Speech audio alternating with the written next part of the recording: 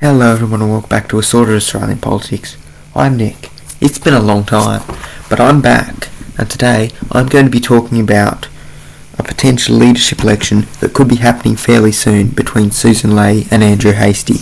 Now this is the results. I've got the results up here for the May 2025 Liberal leadership election. This one's the one between Sussan and Angus Taylor. Now, I am hoping, at least, that you will have noticed Angus Taylor is not Andrew Hastie. That's because this leadership spill I'm talking about hasn't happened yet. But I believe that it is a legitimate possibility that we could see this leadership spill before the end of the year. Now, personally, if you told me in May that we'd be seeing another spill this close, I would have said you were dreaming. But I am increasingly led to believe that this spill is going to happen. I've already spoken about this before in my video about whether or not Sussan would remain Liberal leader, which came out about a month ago. But in that, I mentioned these numbers. So we've got 29 votes to Sussan and 25 to Angus Taylor.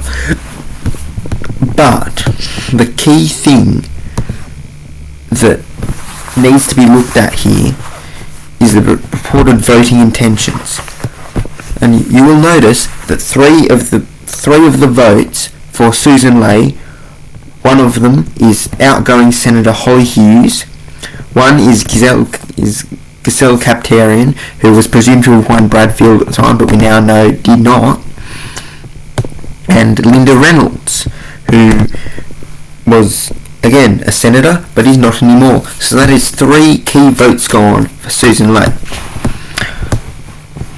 It is also worth noting that Terry Young did not vote. Now, because he was focusing on the election count in his seat, which personally I think is a very good move, so fair play, Terry. But what is interesting is that he is a member of the National Right faction. So if there was a leadership election, he would probably back the National Right Conservative factor, who in the case of this talked about spill would be Andrew Hastie. So already Sussan lost the numbers. Now, what I will point out is that Sussan is the incumbent leader, and as such, who's to say that some Taylor voters haven't switched sides in an attempt to maintain stability? I also acknowledge this, and I believe that this is a half-decent possibility. But I still think on numbers like this, you're playing a very dangerous game, and I don't think it's going to pay off. Sussan, I don't think, has much of a future as Liberal leader. So what I'm going to do now is I've got the map up. So these are the results from the May federal election. Now, as we already know, this is a massive landslide for Labor. But what I'm going to do is I'm going to go over where I think each candidate's strengths are. Now, I was actually probably better off doing the blank map for this, so I'm going to go to the blank map. Now, Sussan, I'll edit this.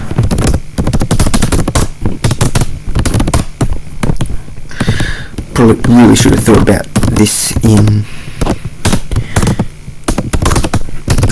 It tends to help if you can also spell the candidates' names right. Now, where I think Sussan is really going to do well is these teal seats. Now, I don't think she's going to get in a position to win any of them, especially the big name teal targets like that's Wentworth, Warringah, and to some extent seats like McKellar. But I think she's definitely going to make a dent in the independent margin, and who knows, potentially come close to winning seats like Bradfield, while getting pretty good results in seats like Barara.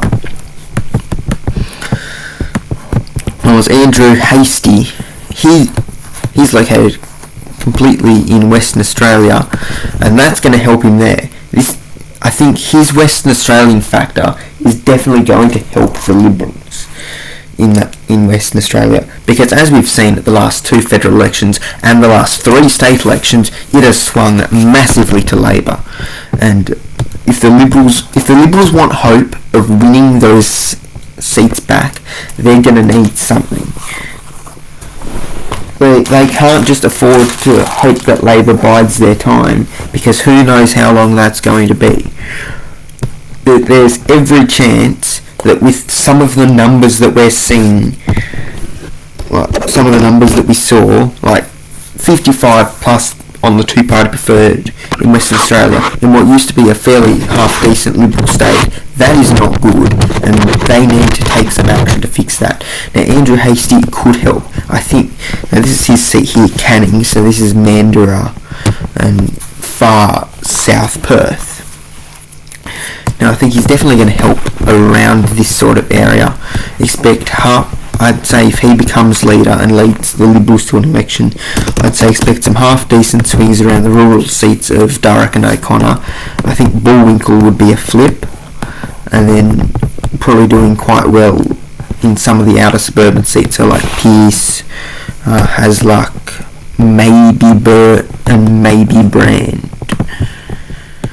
And I don't know about Forest, because that seems to be more of a small L seat as opposed to a Conservative outer suburban seat. But I'm not from Western Australia, and I've never been to Western Australia, so if you live in or around Forest, or have more information about Forest, please let me know in the comments.